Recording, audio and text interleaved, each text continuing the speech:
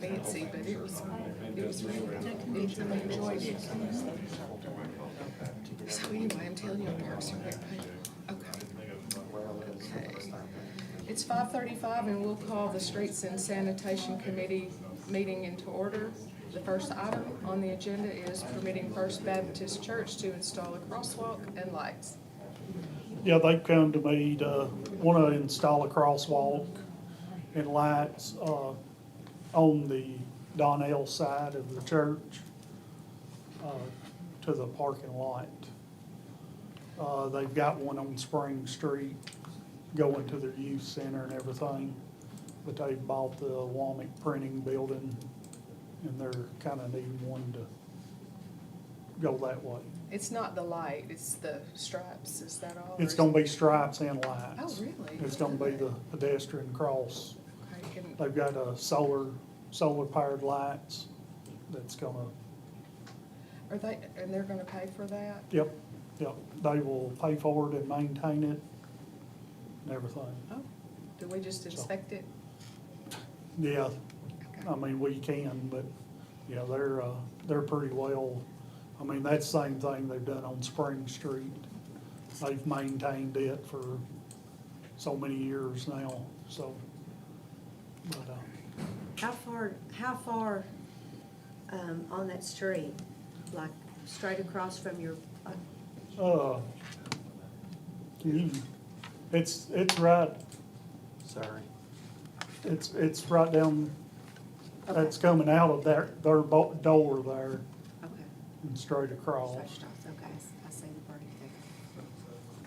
So there'll be stripes too as well?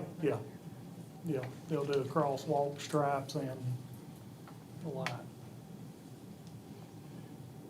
Has that worked out pretty good for you guys on the other one up there? On the one on Spring Street, has it worked out good for y'all? Yes, it has, has, hasn't it has, yes, ma'am. Okay, good. Make a motion to approve.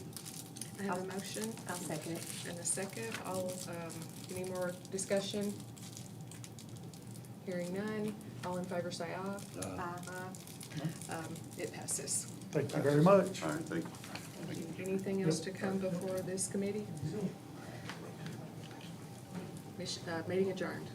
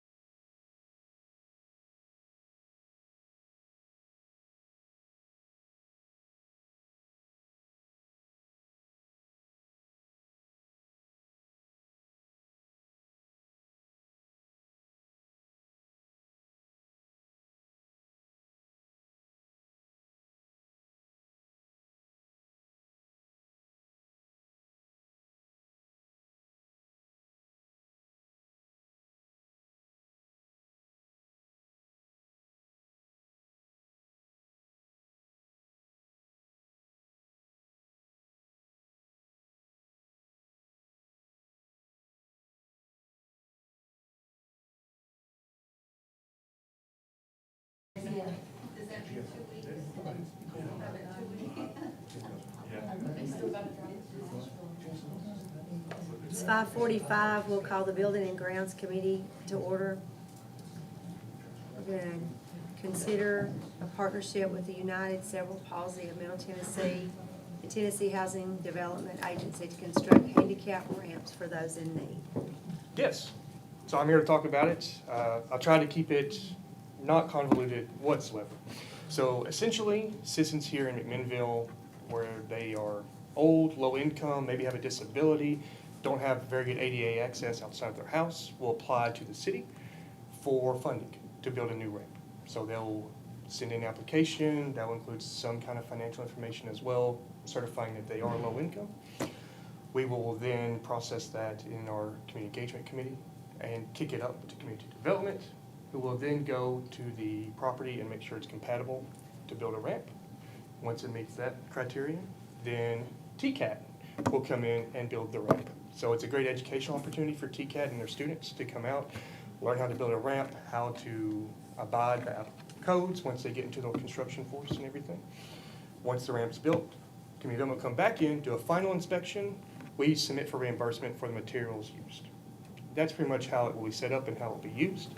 It's really a partnership with the United Cerebral Palsy and the Tennessee Housing Development Agency. So that's pretty much it. And what we'll do, we expect to get 100% of the money back, minus a TCAT fee.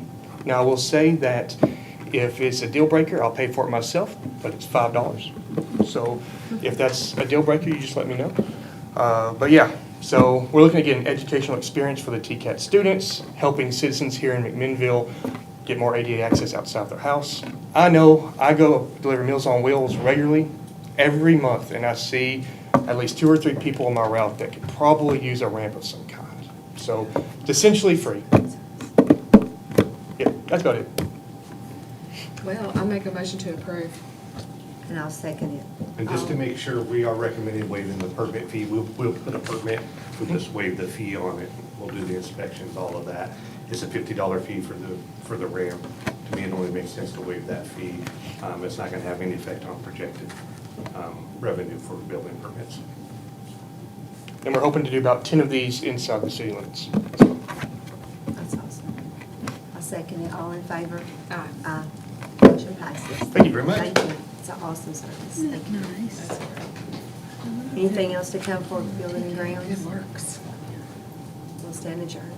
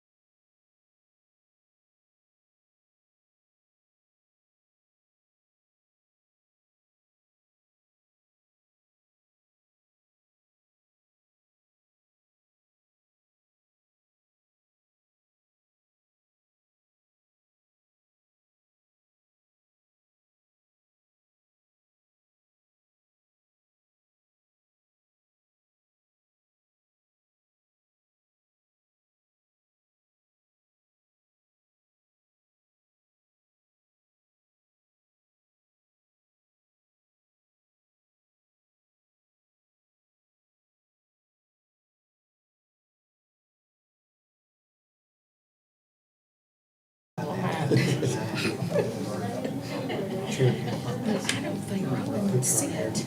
He's not able to sit. It's 6 o'clock, we'll call the safety committee to order. We'll let the chief discuss what's on our agenda. Hello. First up, I was just asking for the approval to purchase 3 sets of turnout gear for our newest firefighters. They started back in April.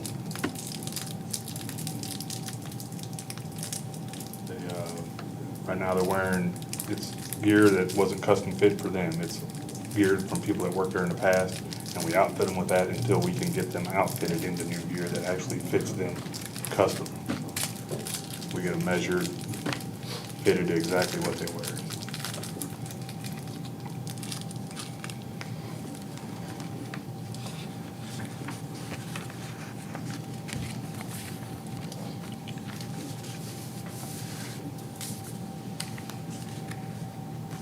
So this was included in our budget. Yes. Okay. So I'll make a motion to approve. I'll second it. All in favor? Aye. Aye. Thanks. Motion passes. We'll recommend that to the full board. That goes to the full board.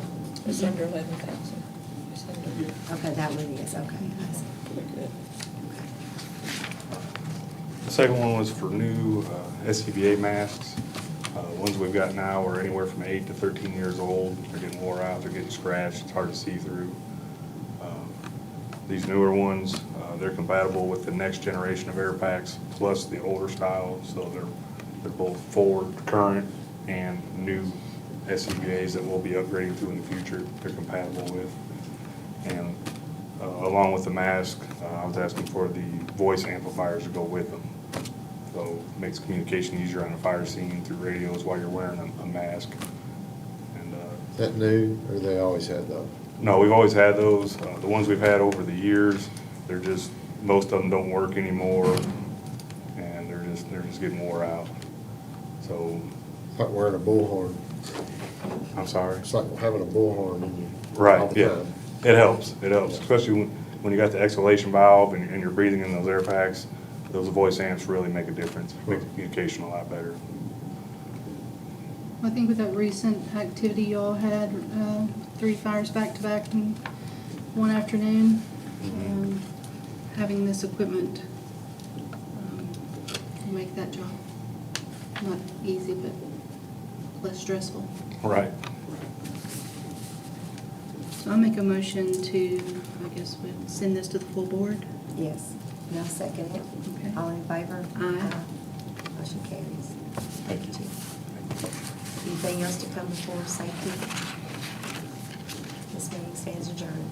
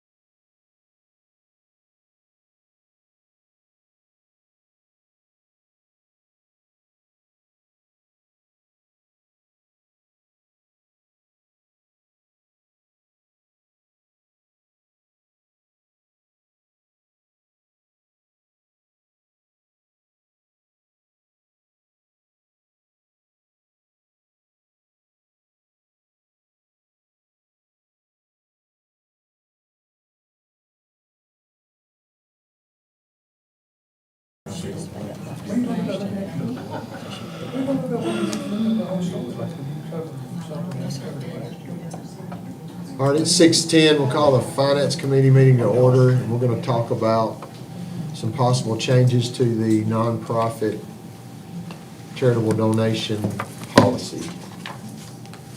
Okay, so I'll summarize real quickly what has changed from where we are currently at by ordinance. So the new or the drafted policy I have in front of you tonight has a new goal and mission statement there in the first paragraph. That's been added from where we started. On page 2, I added a copy of the most recent annual audit or Form 990. So the application last year said most recent fiscal year audit. A lot of our organizations don't pay for a third-party auditor. They're not required to, and that's an expensive investment. So we're just clarifying, we did accept 990s last year. We're clarifying and putting that verbiage in there that says, or Form 990. That would suffice for that audit requirement. Additionally, there in that section 5, submittal requirements, just a little bit more detail. Please describe the focus of the program, the number of individuals impacted, McMinnville residents, and then requirements to receive assistance from the organization. So what do those residents need to do to be able to receive the support you are giving out as an organization? The submittal period has changed from January 1 to July 1st, only in years that funds are available. Section 8, review. This year it was 4% and it included the library and the dues. This is 2.5% and it does not include the library and the dues. So that's actually a little bit, that's a tick higher than where we currently are, but as essentially it's the same as where we are whenever you take out that MOE and those dues. There are tiers. Kind of former Mayor Haley was here at the last meeting, and there was some comments made that was a good approach to take to divvy up that money, economic, civic organizations versus nonprofit, that type of thing. So those tiers are structured in a way that kind of achieves that goal. Tier 1 would be your economic, civic organizations, so they would be the first group to receive whatever funding was available. Whatever's left over from that would be Tier 2, health and safety organizations, and then Tier 3 would be the last of that, which would be educational, recreational, or other. There's some verbiage added in there. Not all requests will be funded at 100%. Some may be funded partially or not funded at all, which is very similar to what we've been doing. That's pretty much the practice. The award letter would go out.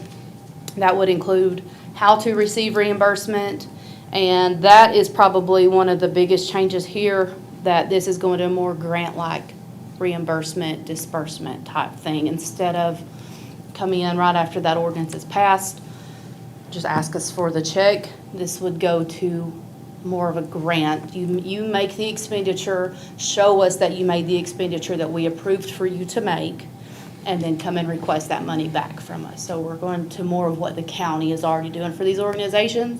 They're familiar with it. I think that will be a smooth transition to that. This also has some verbiage in there about it's at the board's discretion on when that funding is released. So if the city has a lower fund balance, or as we start talking about capital purchases, what's the timing of those types of things?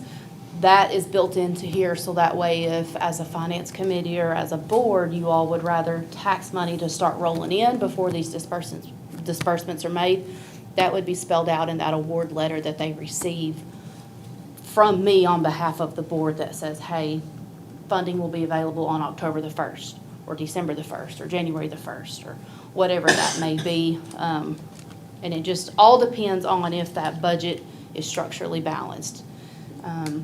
I guess I should have started with that. That's the biggest change to this policy, that in years that there is not a positive change to general fund balance, there would be no money available for donating. And you're talking about including capital expenses. All in. So this year we have a $2 million deficit, all in with capital. This year would not have been an eligible year for anyone, except for the maintenance of effort. That is correct. We could change that verbiage to talk about operating. If it's an operating budget that is balanced, that would be, this year, we're still in a $200,000 deficit. So this year, fiscal year 25-26, there would not be any money on the table for these organizations. So those are the big changes. I'm happy to go through some more of the details, kind of how we got here. There's always a lot of discussion. To highlight also, we would not discuss which organization receives what. There would be, if we're at a surplus of $200,000 whenever we get into the budget season, there would be $200,000 earmarked for nonprofit charitable donations. We would go through the budget with that money just in a generalized place. And then, after the budget is adopted, we're not having single one-off conversations, because I've heard from a few people that, you know, we spend a lot of time in the nonprofit section of the budget as we're going through. So that money would then be discussed. Each individual organization will be discussed after the budget, before that nonprofit ordinance comes back to you all, which for fiscal year 25-26 will be at our next board meeting. So we'll have first reading on that ordinance for this organization is receiving this. This organization is receiving this for this. So you don't even apply for the money that you're asking for until the fiscal year starts? Correct. And that, if the application process would automatically open on July 1, as long as our budget's been adopted by July the 1st, and if there is money that has been earmarked in the years that we have that I like that. surplus of some sort, operating total. It's written right now total, but again, this is a draft that has to go back to the full board for 2 readings by ordinance and all that good stuff too. So this is just a starting point. That frees up a whole lot more time to discuss department money, you know, I think.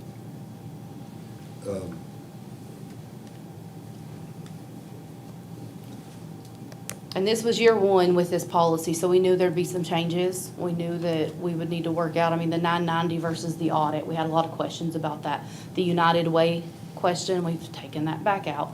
So there were things that we knew we were gonna have to get our red pens out and work on, and I think this is a good launching point for that conversation. Correct me if I'm wrong, but another big change looks to me like the total amount of money that one individual group can get. Yes, Yeah. and that is structured after the city of Spring Hill. They have a limit on the total, it's a 0.1% of their total estimated expenditures. No one organization will receive any more than that. But they also have in there, please request what you need, not more, just the more realistic that request is, the city is able to help more organizations with that same amount of money versus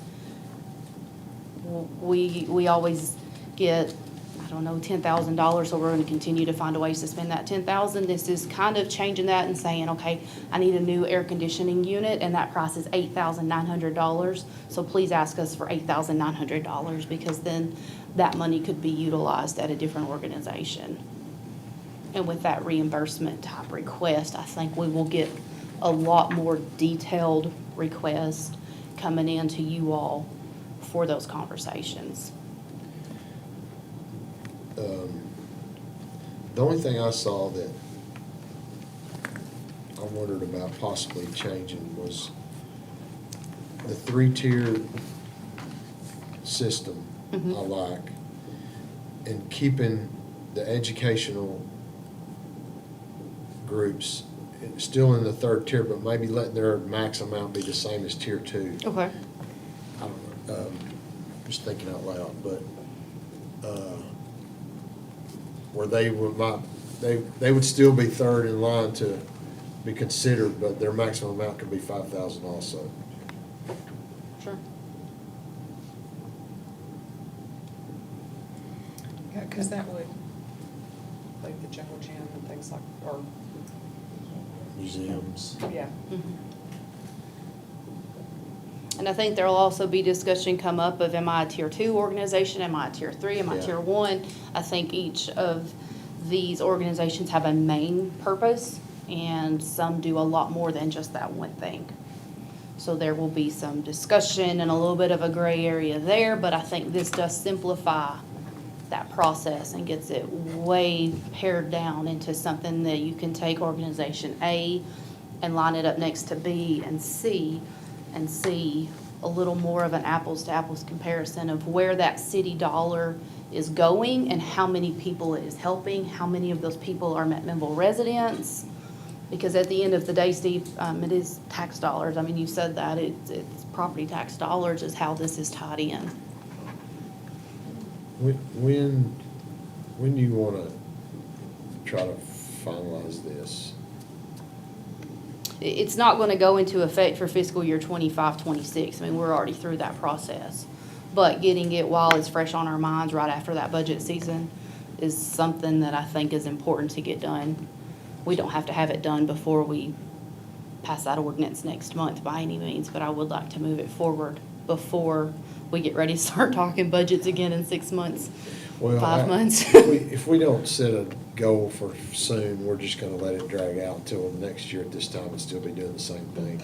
So maybe the next 2 meetings, let everybody look it over and see what they think, and so this will have to go to the full board, I'm assuming. Yes, it will need. Maybe we the can have full another reading. committee meeting next time, and then Okay. the full board the following meeting, and try to finalize it by the end. Does that sound reasonable?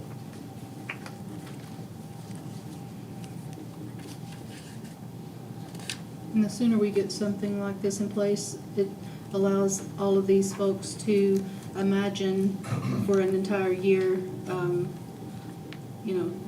plan for the changes that could affect them Correct. in their requests next year. Because some groups got as much as, what, this year, 25, 35. 30,000, yeah. Yes, that gives plenty of time to hopefully start making preparations and Get some adjust. fundraising in place and things like that. Plenty of time to prepare instead of a last minute change to what is normal and what has been given historically. That's a great idea to me, to set the amount we're gonna give out, put it off until the budget's done, and then that's all we have to worry about after that is who gets it and how much. And in Right. years that there is a deficit as there is this year, we know we're gonna amend the budget at least one time. If we go into a budget amendment, sales taxes are really rolling in, something great happens, a new, I don't know what, inside the city, and we start making all that money, and that budget is amended, revenue goes up, and there is a surplus, then we could open this process at that time if we had previously not been able to do so. But this keeps us from going more negative in years that are already a little tighter than other years, as we've seen with this budget. Yeah. Okay, next meeting out of finance, and then we'll look at getting an ordinance amended for that second meeting in August. Sounds good. Okay, Thank you, Sam. You're welcome. Good job.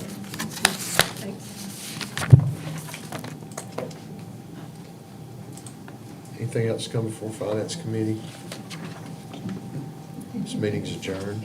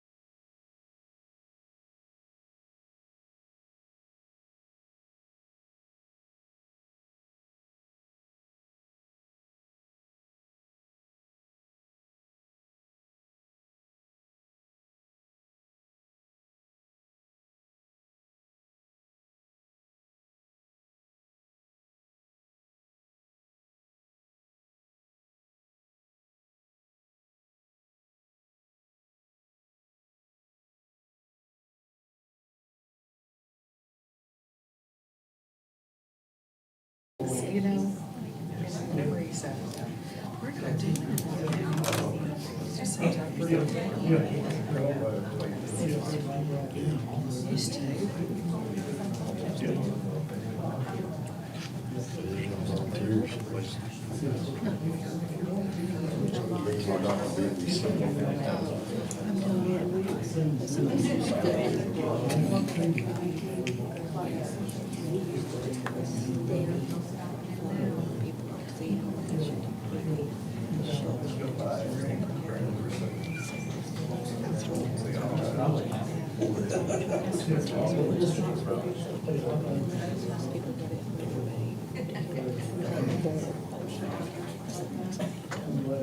Like somebody was there's a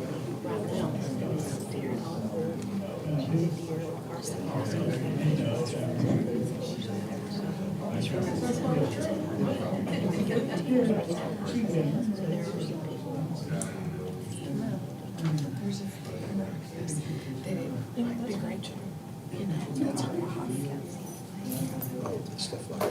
Yeah, it's like her, that is her, you know, her son, her grandson is working great on it, like they did. She just runs out the door. Whatever. She'd rather take it.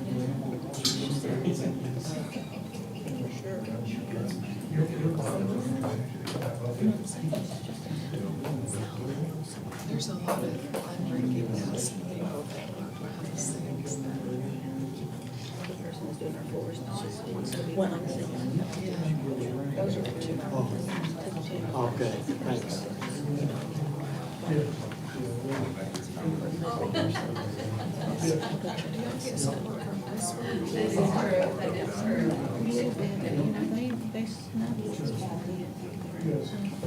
The school does. Wow. That's where they came from.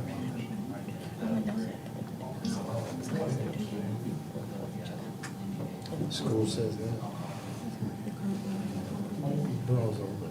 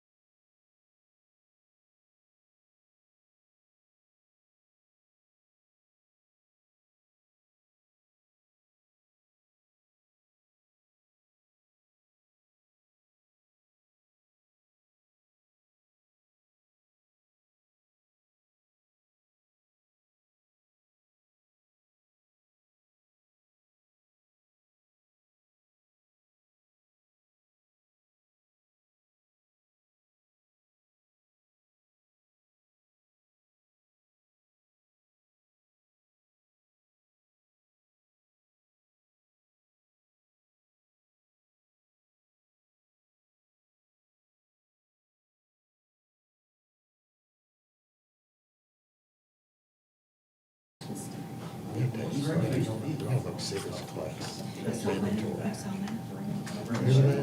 it, what's his name? Used to be. I can't think of who he is. Jake Chapter. The time is 6:30. Call the Parks and Recreation Committee meeting to order.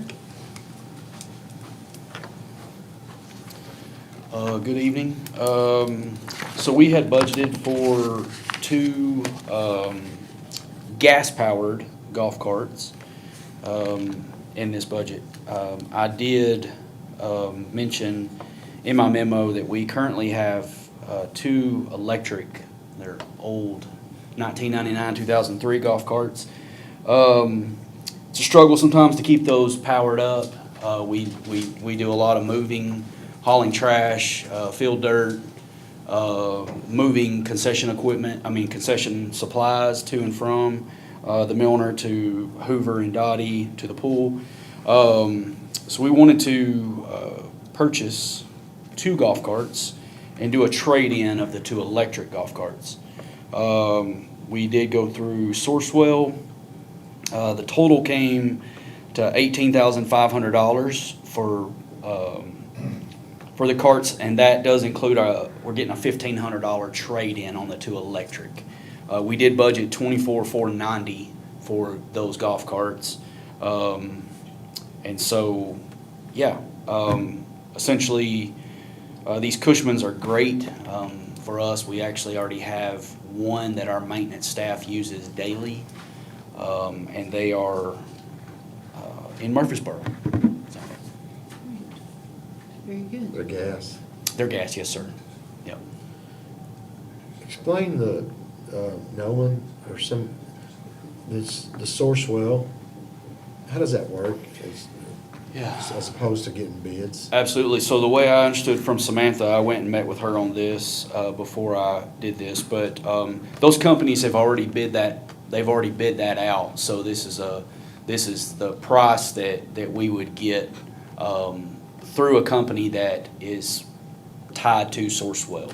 So when I went on the website, on the Sourcewell website, I typed in gas golf carts. Obviously, the Cushman brand was the brand that I really was looking at, and Mikey's Motors came up on the website. I called them, and they essentially have already done the bidding for us.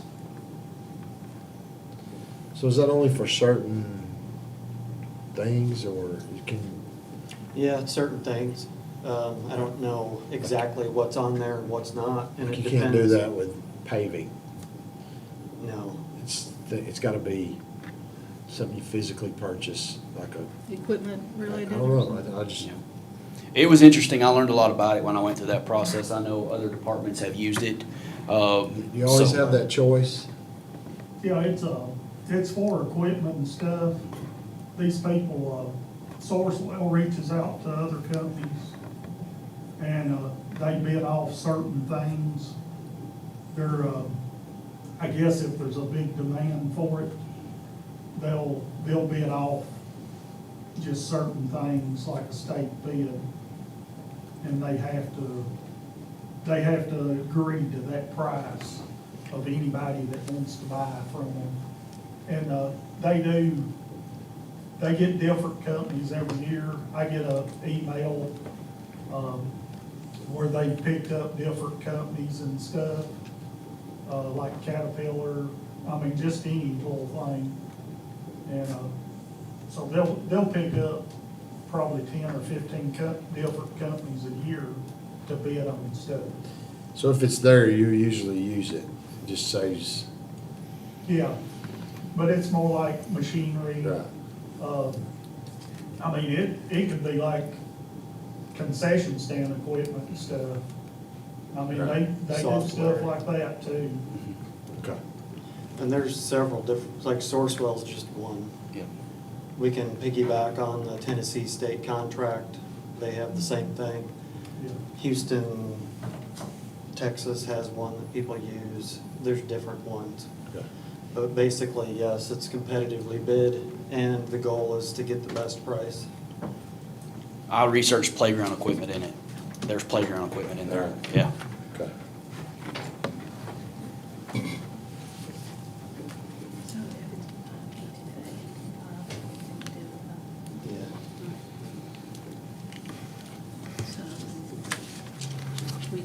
motion? I'll make a motion to recommend this to the full board.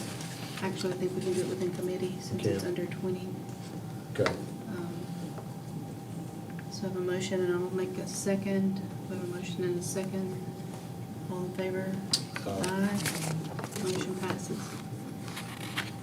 Thank you.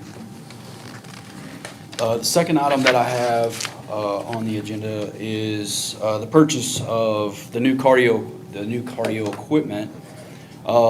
As I stated in the comments there, some of the equipment that we have, the existing equipment, is 10 to 13 years old already.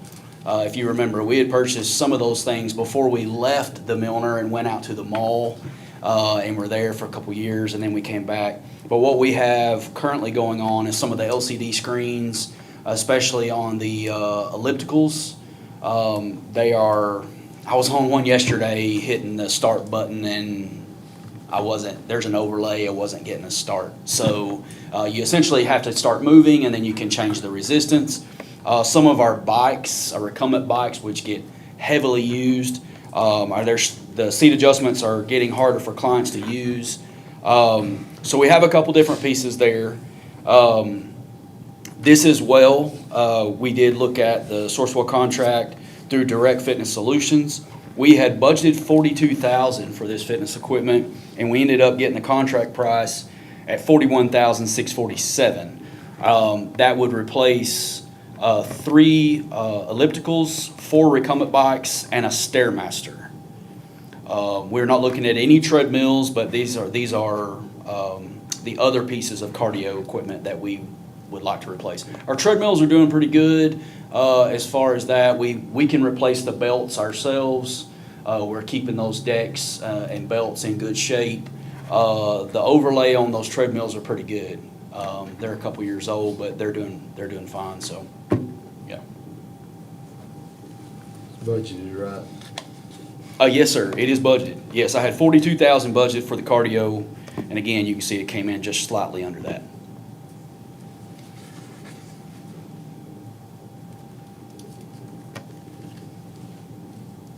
I'll make a motion to recommend this to the full board. I'll second that. We have a motion and a second. All in favor? Aye. Aye. Motion passes. Is there anything else for the Parks and Recreation Committee? Thank you. Thank you, Justin. Meeting adjourned. So how does a private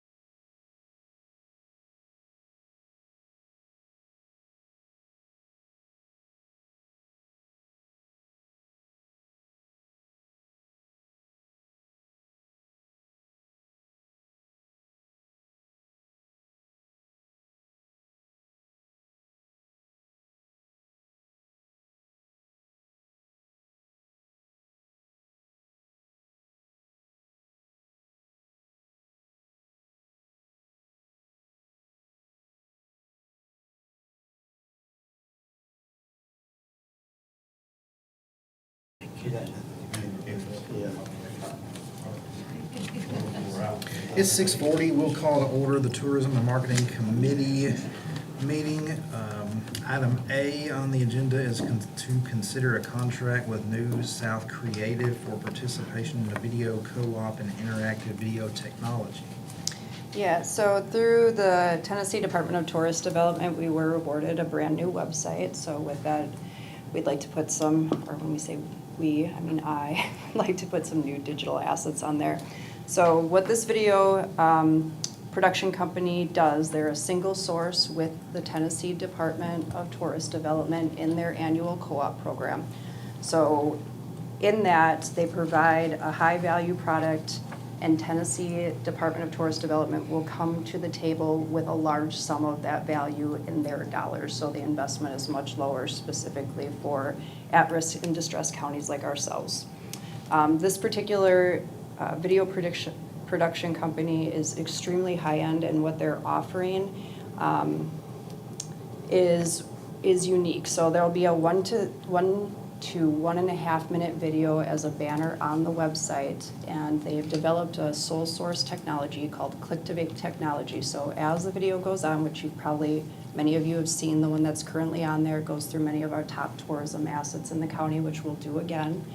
As it's going through those top tourism assets, visitors will be able to click into, say, Cumberland Caverns, directly go into their ticket booking page. So this specific video and the click-to-bake technology that goes with it will have a direct measurable economic impact on the businesses in this county.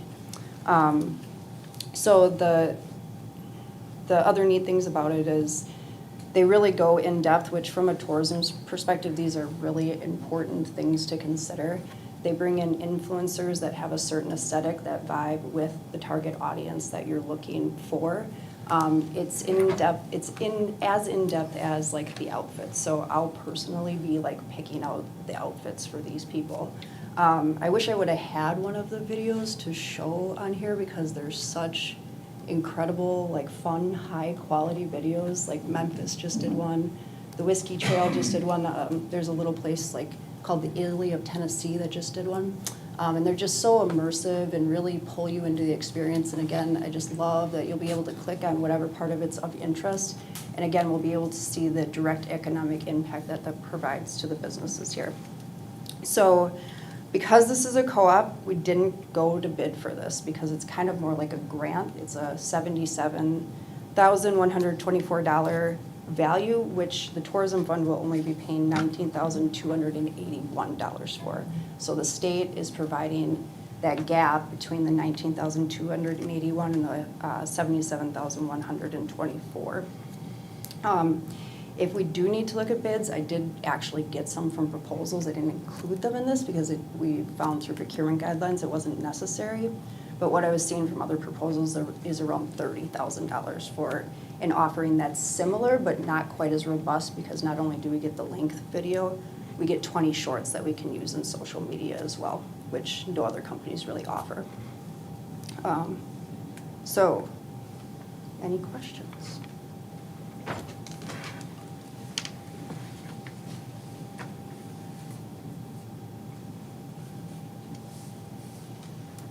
That's fine with me. I'll make a motion to pass it on to the full board. A second. All in favor? Aye. Aye, motion passes.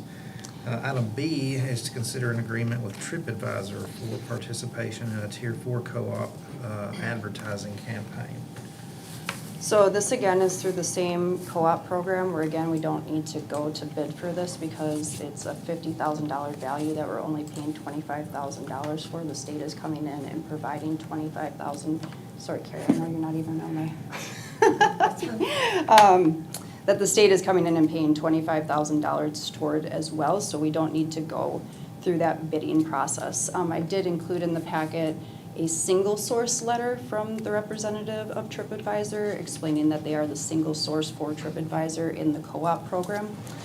So this will deliver, it's guaranteed 2.63 million impressions. They'll work with me on developing out seasonal strategies. It's continuously evaluated and optimized, so we'll do A and B testing. If one is performing better than the other, then we pivot. It's really gonna allow us to market our off-season attractions, because we do have those, but we're not seeing a lot of visitation in the off-season months. So it's gonna allow us to kind of move this, along with other marketing campaigns that we invest in, are gonna allow us to have that visitation more throughout the year and realize those occupancy, sales tax, and other economic impact indicators throughout the entire year. So it will be, again, $50,000 of value, a $25,000 investment from us, which was budgeted in the advertising line for fiscal year 25-26. Make a motion to pass that to the full board as well. A second. All in favor? Aye. Aye. Motion passes. Thank you. Thank you. If there's nothing else come for tourism and marketing, we'll stand adjourned.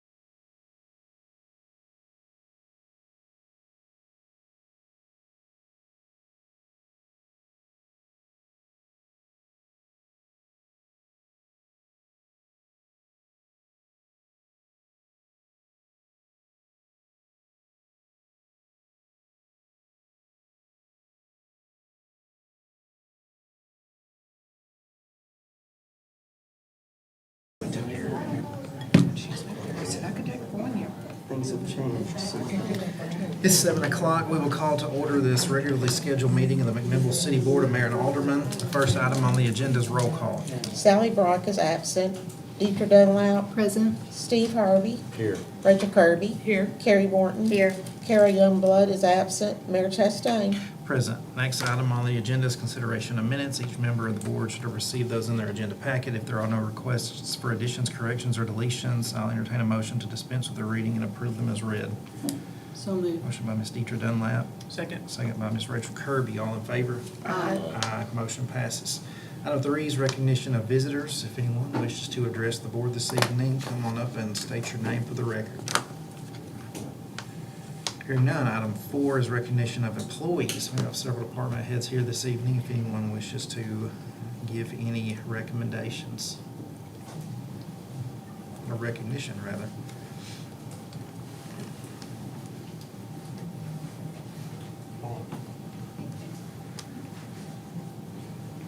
Proud to announce that former Captain Clint Walker is now our deputy fire chief. He earned that promotion last week, and he did an outstanding job as a firefighter going up through the ranks. And as a captain training officer, he did a fantastic job. I know he'll do great in the deputy chief position. Just want to let you all know that. Congratulations, Mr. Walker. Congratulations. Thank you.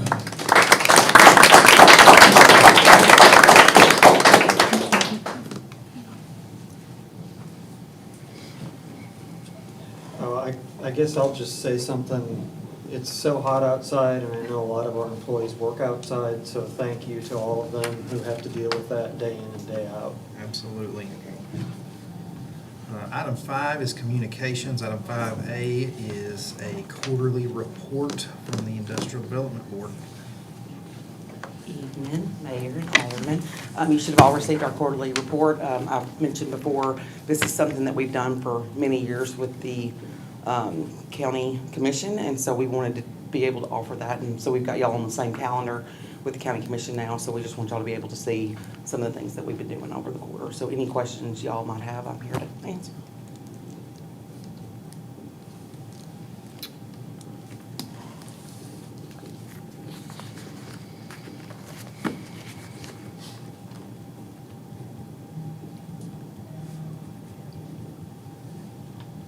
Quiet bunch tonight. Perfectly fine. If y'all ever had any questions or anything about any projects that we're working, please just feel free to reach out to us. Absolutely, y'all. thank you. Thank you. Item 6 is petitions. There are none. Item 7 is unfinished business. Any member of the board have any unfinished business this evening? Item 8 is new business. Any new business for the board? Item 9 is resolutions. Item 9A is resolution number 2025-23, a resolution of the city of McMinnville to purchase a Polaris vehicle, the amount of $42,968 from Polaris Sales, Inc., Sourcewell contract number 091024-PSI. This authorizes the city administrator to issue necessary purchase order on behalf of the city and to express the time when the resolution becomes effective. Is there a motion to approve? Motion to approve. Motion by Ms. Rachel Kirby, Second. second by Ms. Carrie Morton. Questions or discussion? And again, that's a grant. Right, correct. All right, I will call for the vote. Deidre Dunlap. Aye. Steve Harvey. Yes. Rachel Kirby. Yes. Carrie Morton. Yes. Mayor Chastain. Aye, motion passes. City administrator has asked me to defer item 9B to a later date. Yeah. We will discuss this subject at a later time. Item 10 is ordinances. There are none. Item 11 is departmental reports. If anyone has anything to give the board this evening, come on up.